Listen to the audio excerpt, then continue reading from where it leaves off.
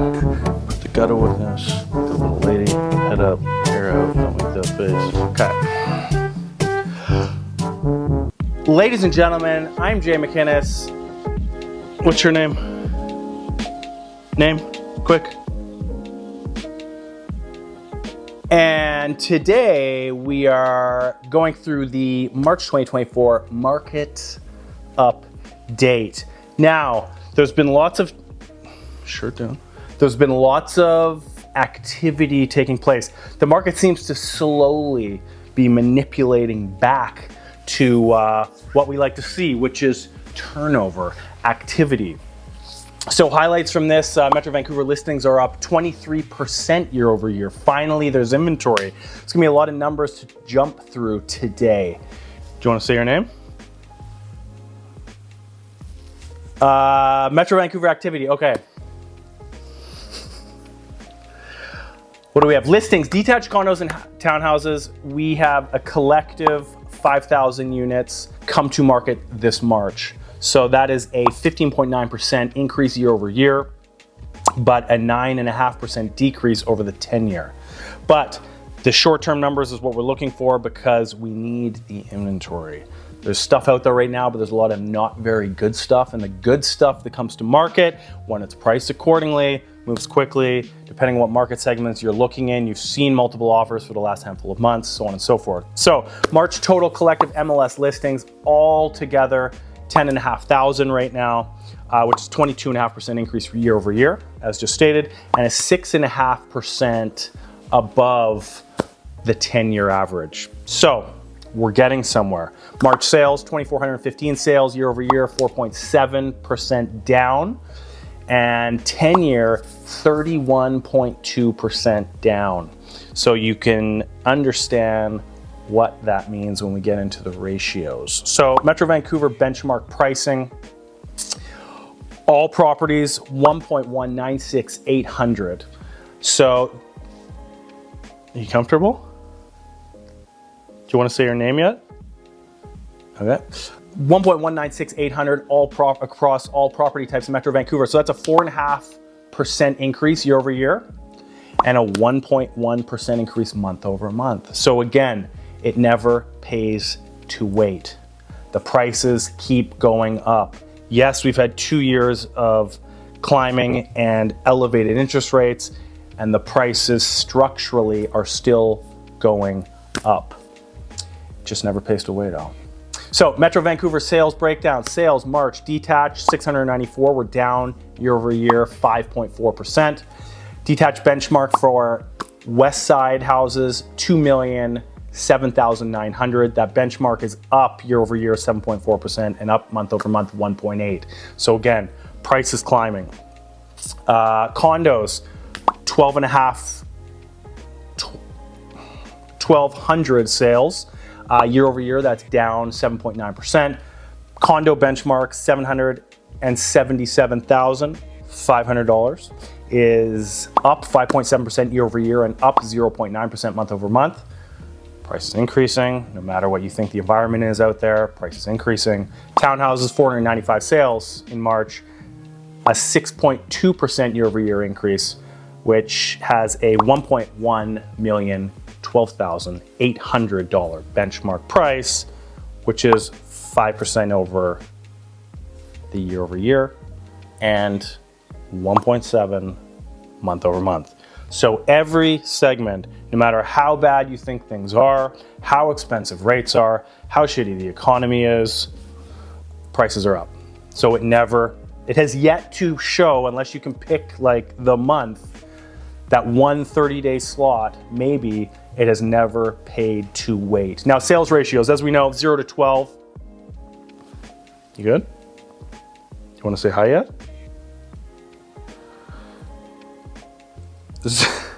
0 to 12, buyer's market. 13 to 20, balanced market. Above 20, seller's market. So seller sales to active listing ratio. All full market, all inventory, detached condo townhouse, 23.8% in March. Seller's market. Detached, 18.2% seller's market. Condos, 25.8% strong seller's market. Townhouse, 31.3%, the strongest seller's market. So yes, the inventory is coming slowly but surely. We got a big bump last month. Hopefully that continues. But for all of you who are out there in the market looking to buy, sellers have the leverage. If you're selling, what is it going to be in the next few months? If inventory continues to come, the severity of these sellers market will of course soften, but right now you have the leverage. You're just fighting against the people's need. Do they need to do something right now? Are they comfortable to wait? As it's looking, if they wait, again, it's not going to help them, but every single buyer has their own opinion. And at least wave. Wave. Look, he's waving. Wave. Westside detached market sales ratio stats. Westside market is 13% sales ratio specifically, so it's a balanced market. Homes are selling for roughly 1% below list price. Neighborhood-wise, strongest neighborhood, Dunbar, 22% sales to active listings ratio, 11 sales out of 50 listings. So they are in a seller's market in Dunbar at the strongest. The weakest is Canby, 8% ratio, so relatively strong buyer's market. 4 sales out of 50 listings, strong buyer's market. And then price points, 7.5 million plus is your softest with a 2% sales ratio on the west side, 3 sales for 121 listings currently active over $7.5 million, which is kind of crazy. So a very strong buyer's market. If you're buying above $7.5 million, you have lots of leverage right now. 2.5 to 3.5 million is the strongest seller's market on the west side, 39% sales to active listings ratio. 25 sales for 73 listings. So a very, very strong seller's market, which is roughly maybe slightly over the entry level at that 2.5 million. So again, like most entry levels of any segment of the market, it's going to be the busiest, and the detached market is rolling along very, very smoothly right now. So some words from our Greater Vancouver Director of Economics and Data Analysis at the Real Estate Board of Greater Vancouver. Despite the welcome increase in inventory, the overall market balance continues inching deeper into seller's market territory, which suggests demand remains strong for well-priced and well-located properties. So again, waiting doesn't pay. I think it's been now proven over 2 years of increases. Remember, March 2022 is when the rate increases began. We had a Bank of Canada meeting today, which we'll jump into shortly, but 2 years of essentially very easily held price points. There's been huge, dramatic changes, drops in activity, in inventory. People just chose to pull their homes off the market and not sell. And even in this rate environment, we've seen that it's a bubble, it's gonna die, it's gonna fall, everyone's gonna get foreclosed, yada, yada, yada, yada, yada, from the naysayers below. It just hasn't happened yet. Now, arguably 50% of the market who does, remember, 50% of the market in Vancouver has no mortgage.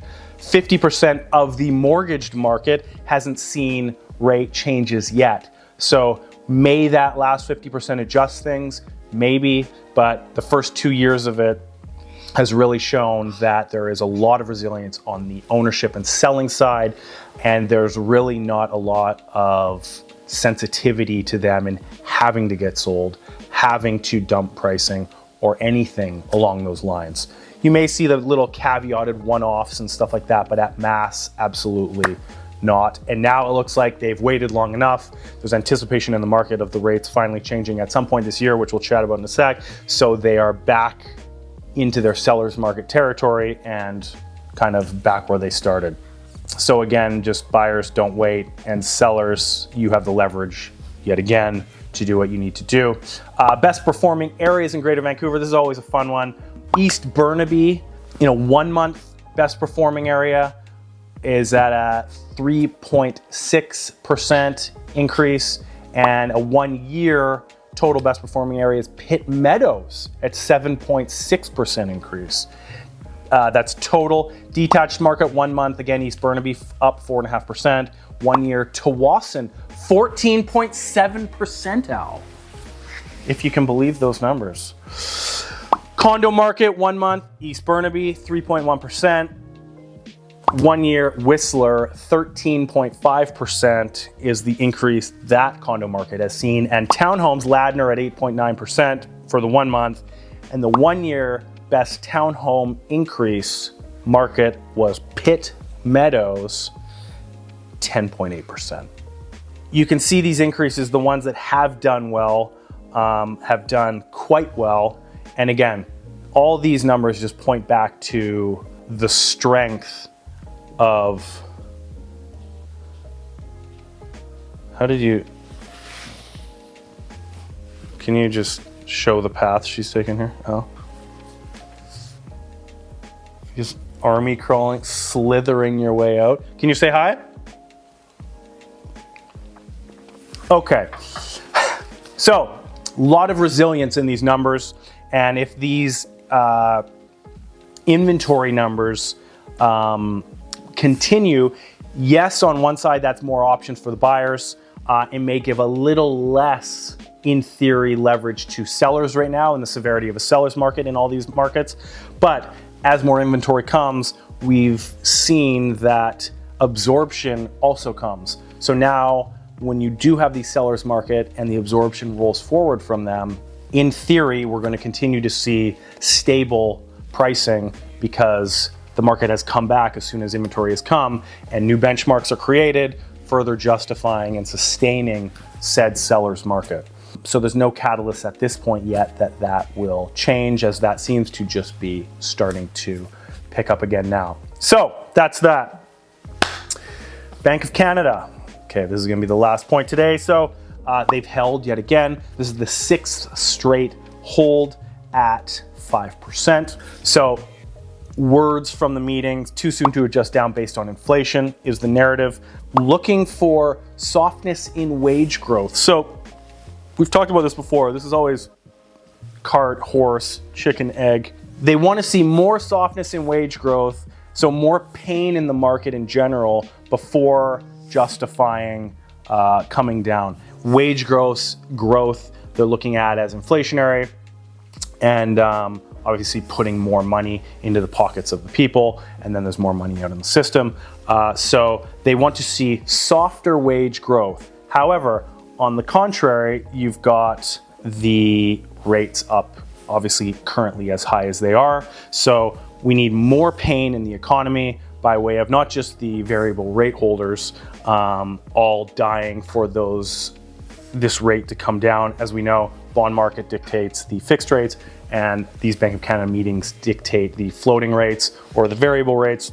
We want these to come down, so obviously there's a bit more breathing room. So before those come down, we need to see wage growth softening. So you need to be getting paid less money incrementally. So there's more pain in the market because there's still too much money going out, not now in the form of cheap loans, but in the form of strong wage growth. Strong wage growth, I'm not gonna dive into numbers of what that strength actually looks like incrementally, but that was one of the key targets that they're looking at, that the people are making too much money, which is inflationary, to adjust the rates down. Now, in addition to this, of course, they're also worried about the persistence of high inflation in the gas prices. Well, we've of course just got a new carbon tax again. I believe that's the 4th one, which is rigorously being justified from the top.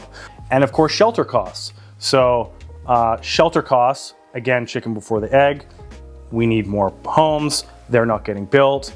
Why are they not getting built if there's all this new density being allowed? Because the money to build them is too expensive. So the numbers don't make sense for developers to jump in, take all this risk, deal with all the bureaucratic BS to get a job done, and then after all the costs, where the market's at, sell at the profit they need to see, so they wait. So that, again, chicken, egg, what's going to come down first? And then finally, you've got young dictator at the top, Mr. Young Trudy, just fire hosing billions of dollars onto the economy in his obviously, very obvious, we've seen his starting point for his new campaign coming into, he's got some time, October 2025 is the next federal election, but it seems like every meeting you see, every time he's on the screen, he had a nice tan actually last time I saw him on the screen, but every time it's just a new section of the economy that he's pouring billions of dollars on. Now, let's not forget, Bank of Canada has also mentioned all this stimulus, these economic stimulus that's going out is naturally inflationary. That's the foundation of the inflation we're seeing, if you will, government spending. Because remember, we're in debt, much like the US now, definitely not to their severity, but when he's spending these billions of dollars for whatever he's spending them on, that's all new money, new debt, just added onto the pile. Those aren't the tax dollars that we all are paying. Thanks for the cash. Let's apply the cash here. He's got the credit card out and your kids will pay for that later. Don't worry about it. So all of this stuff is inflationary. So while he's grabbing more money from the people with the carbon tax, homes are not getting built because the money's still too expensive. People are apparently making too much more money as is. Mr. McInnes doesn't like that, so he's waiting to see that decrease back down. But we need all this economic stimulus because we need to start showing that we're doing something here, why he needs to get elected back. There's just a lot going on there. And while this laundry machine just turns and turns and turns, nothing is really getting dealt with at the baseline of Bank of Canada says inflation needs to come down before they will do anything with the rates. And inflation is not coming down because of the reasons just stated. So again, rock in a hard place. We're pausing at 5%. And again, the people that are in variable are feeling that the most. The people that are coming out of fixed rates and are going to have to adjust up in their recommitments at the bank are going to feel that as well. So that's it. We've got consistent pain on the money front. And even with all that, as stated, the majority of what I just went through for the market update was all very positive to sellers. The momentum is there. The strength is there. As new inventory comes, the market absorbs it, even at these interest rate prices. So really, I think we're going to continue on here. My thought is that if they do, now I was originally calling, I think September is when they're going to start adjusting rates down. I think if they do it this year, that's probably still the starting point, assuming this inflation number comes down. But you at home need to ask for a smaller raise naturally, and everything else is just going to come from that. So that's the update. Thank you for watching. We'll see you next week, and stay strong out there.